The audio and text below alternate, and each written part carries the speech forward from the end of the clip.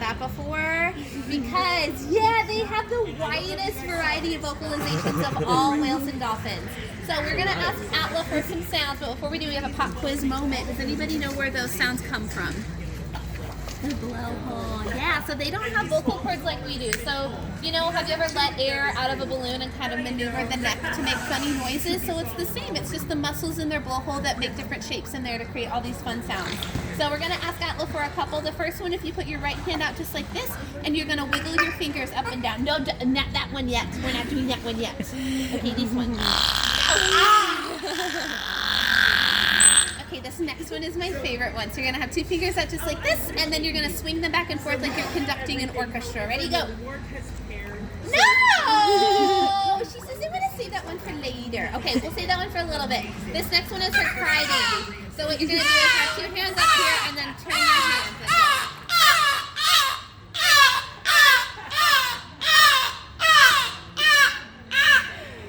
Lauren, we're doing it together. I know, were you chatting with Lou? I was like, let us have our moment. We can't hear Addie, so we can't. No. Okay, let's try that first one again. So you're going to have two fingers out and swing it back and forth. This one, ma'am. There we go. Good girl. Okay, and then the crowd pleaser. This one is always gets a good chuckle. If I'm ever having a bad day, I ask her for this one. Now, Atla here is really special because all of the sounds come from her blowhole, but we've been able to capture a vocalization that she makes with her lips, with her mouth. So this makes her really unique. Come here, ma'am. So listen closely. It's very similar to that first raspberry. What a cutie! What a cutie pie! Do you guys have any questions about Atla? Or any of our whales? Or anything about what So we there's do? instances when we're swimming under the water? No, Atla, we made them Beluga experts. We did our job. They learned it all. They learned it all. So every animal is really unique, not only in their likes and dislikes, but also what they know. So it's not like Atla knows every behavior that Naluark knows, that Luna knows. They all have, it's called a repertoire. So it's just a list of behaviors that they know. And they all have likes and dislikes just like us. So one of Atla's things that she seems to find really reinforcing is our med pool, which is very fortunate because that's a really important habitat for her to be in. So sometimes if she's had a great session, we'll just give her some time in the med pool and she gets to sit there. We call it mermaiding because she just kind of lays in her little grotto and enjoys her time in there. But Atla also really enjoys, or seems to enjoy, chain behavior. So we might ask her for two things at once. So I can ask her to hoopla and then also like vocal at the same time. You got it. You got it. Good girl. Or maybe, and see, she enjoys it so much, she just doesn't want to stop doing it. You're so smart, and you know. Let's try this one. Maybe a pod swim with a splash. Yes, yes. No, keep going. You got it. You got it. Go. Go. Go. There we go. So those kinds of things just help keep her brain working. See, she does it so much she doesn't even want to stop.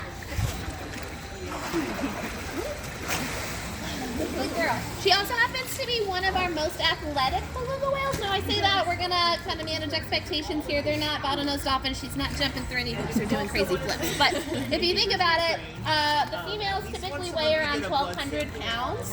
So it takes a lot of strength and energy to get them up and out of the water. So we're going to ask Atla for a big jump. Ready? So with your right hand, you're going to point down to the ground. And then on the count of three, you're just going to throw it nice and big up over your shoulder up to the sky. Ready? 1, 2, 3, go! Atla's going to take off. So sorry. Very enthusiastic. So check her out. Here she comes. Woo! And she's going to do one more.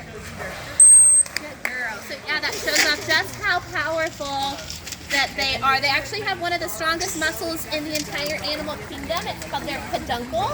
So it's that muscle that runs from their dorsal ridge all the way down to their tail tooth. And it's very strong. Yes, it's very strong. No questions? You're just soaking her in. I mean, how could you not? Look how cute she is. Look how cute she is. I know him. So some of the reasons why we train is not only for that cognitive stimulation, like asking her for those chain behaviors and teaching her new things, It's also very important for exercise, obviously asking her for those bows and fast swims and getting them moving throughout the day to keep them active. But as Weston mentioned, those husbandry behaviors are also super important.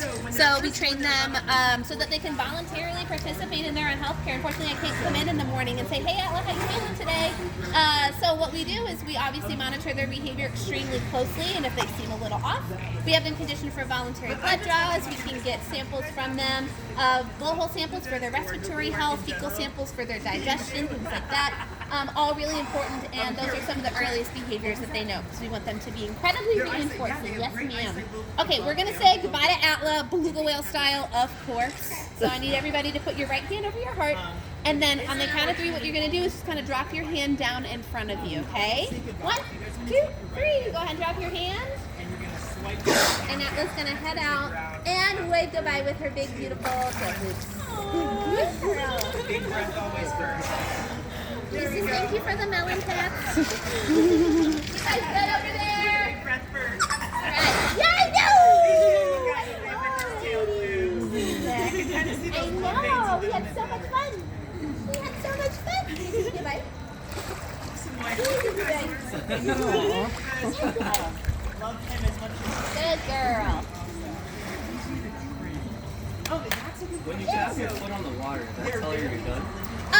Yes and no. So that is called a bridge. So it actually serves the same purpose as the whistles that we wear around our necks.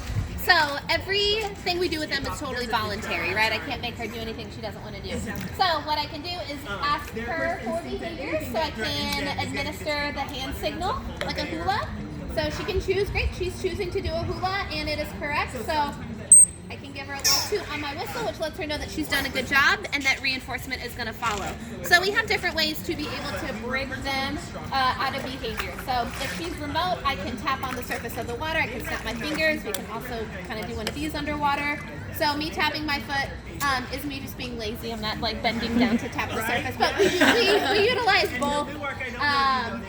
We also use tones, so we have underwater tones that sound in speakers underneath the water that they can hear as well. So we have all these different ways that we are able to communicate to them that they've done something correctly. Is the whistle like the same frequency as the noises they make out of their blowhole? It's the same frequency where they hear from. Oh, okay. So as I'm talking to her, it's just kind of muffled. She can't really understand what I'm saying. You guys good? All right, perfect. I'm up on Atla, so it's not like I can step up and be like, Atla, and she comes running over, right? So she can't hear anything that we're saying. We're going to take just a couple steps back here just to let her know that the session's over with.